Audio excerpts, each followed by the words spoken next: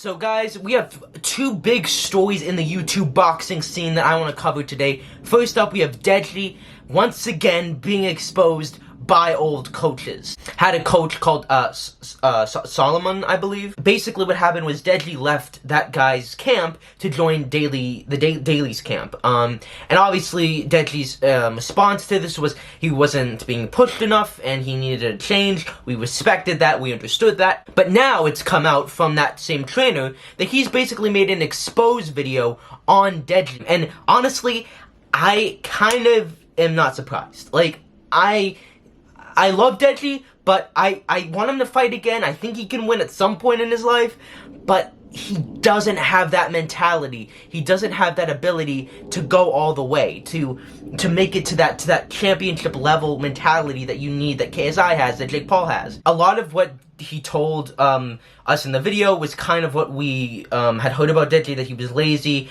that he would cancel 30 minutes early, that he got sick in December, so that delayed the camp, and he wasn't really taking it seriously. Kind of the classic Deji things that are his major downfalls he had in this camp as well. And it's very sad to see, but it ultimately leads me to my decision that Deji is not made for boxing. The guy is just not made for that mentality. He just isn't. He's lazy. It's plain and simple, and I hate saying that because I'm a Deji supporter. I think that the fight with Alex should have been a draw. I think Deji was a better fighter than Alex was, but at the same time, I'm not going to be playing blind and biased. Like, Deji shouldn't really be boxing because he's proven 3 times in a row that he cannot sustain this level. He just can't do it.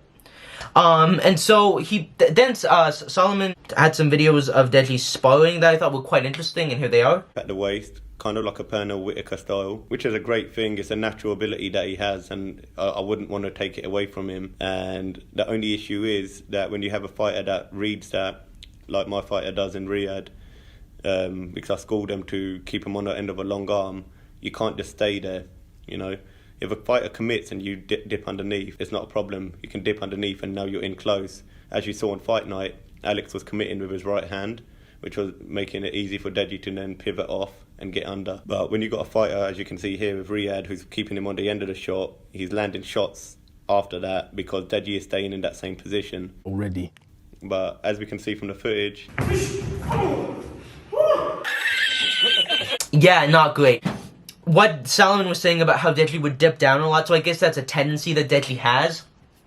And he kind of confirmed what people thought, which is Deji did that so much because he didn't have the cardio. Even though he was in the best shape of his life, it probably wasn't the best cardio he needed to be in a fight. But basically, Deji's whole plan of going on the back foot was the opposite, and he wanted him to come on the front foot because he said the back foot wouldn't work. It clearly did not. Now we come to Jake Paul, who is not fighting on Showtime anymore. Surprise, surprise. So BJ Flores, aka Blowjob Flores, yes, Ben Flores, posted an Instagram picture saying August 13th, Jake Paul is back, and DAZN Boxing was tagged, leading many to believe that Jake Paul is fighting on DAZN. And that makes sense, because his last 2 pay-per-views with Showtime underperformed, and then one just flopped so hard. And clearly he was not the moneymaker that they thought, and they probably dropped him, which is what KSI's manager, Mams, said on Twitter, which was disputed, but after this, it kind of seems like it's aligning. And then BJ said, oh, this isn't true, my assistant made this mistake, it's all cap. Jake's fighting on August 13th on DAZN, plain and simple. I think DAZN is better for YouTube boxing, because it's more in the digital social media age, and that's what they're more focused on. Plus, I think they just do better marketing than Showtime, and I feel like Showtime and YouTube boxing just wasn't a good combination, and Showtime should stick with the prestige, real boxing, and DAZN could be home to that more Generation Z type boxing. Jake and Eddie Hearn had a face-to-face, and here is what Jake Paul said about his quote-unquote fights, and it's hilarious, and we're going to break it down. Because I think it's a 50-50 fight, and I didn't think he wanted a 50-50 fight. I think he wanted a fight with a huge edge. I always took 50-50 fights. I didn't know what I was getting myself into going up against Nate Robinson. I was like, this guy can dunk, he could jump 4 feet, he's athletic as shit. It's my second fight. Didn't know what I was getting myself into. Ben Askren, real fighter. You know, obviously he's not a striker or whatever, but I'm still taking that step. Tyron Woodley, 5-time UFC champion, knockout power, goes 25 minutes with Kamaru Usman. Those are all 50-50 fights. He's serious right now. You're not joking, Jake. Okay, like, okay. Listen, none of you fights have been 50-50 fights except Tyron Woodley and Tommy, Little Timmy, and that wasn't even 50-50. That was like you were on the losing side of that. It doesn't matter that Nate Robinson can dunk or that he can jump 4 feet or that he's athletic. None of that matters in boxing. He was half your age, shorter than you, weighed less than you. Never boxed before, never had a boxing fight, never had a boxing camp. You have been boxing for 2+ years. You had a pro fight, you had an amateur fight. You knew the crowd, you knew the spotlight, you've been in the camp. How was that fair to Nate?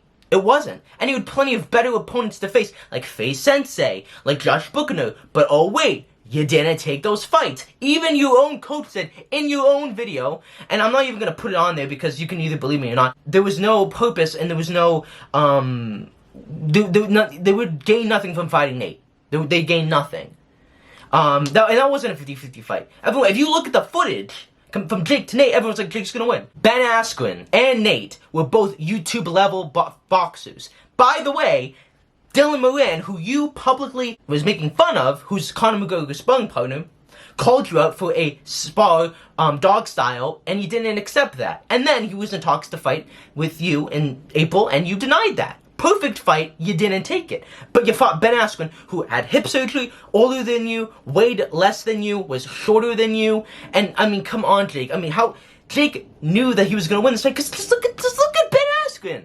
Look at him. How could Jake think, yeah, this is gonna be a tough fight? Like, it did nothing to your credibility. It was just a stepping stone. It wasn't a 50-50 fight at all. It was rigged from the start. And then Tyron Woodley, who yes was a 50-50 fight, gave Jake a run for his money, but essentially, in looking at the footage, was a really competent punching bag, and you can't argue with that. And then Jake said this. Out of the year? They have done previously. It was a great No, knockout. but they didn't You last knocked year, out right? a guy that doesn't really box. So average, but I had more accomplishments than everyone on your roster. That's crazy. So is your whole roster? You won knockout of the year on ESPN. Which is you got Canelo Alvarez is the undisputed super middleweight champion. What's the you number had better one thing? achievements than him. What's the number one thing to do in boxing? Knock your opponent out. Yeah, I don't even know what to say to that. Just Eddie Hearn destroyed him there. That's the video. Like, sub, and comment. Jake Paul's a clown. Deji, I hope you win a boxing fight. If not, just go back to doing YouTube. I'll see you in the next video. Peace.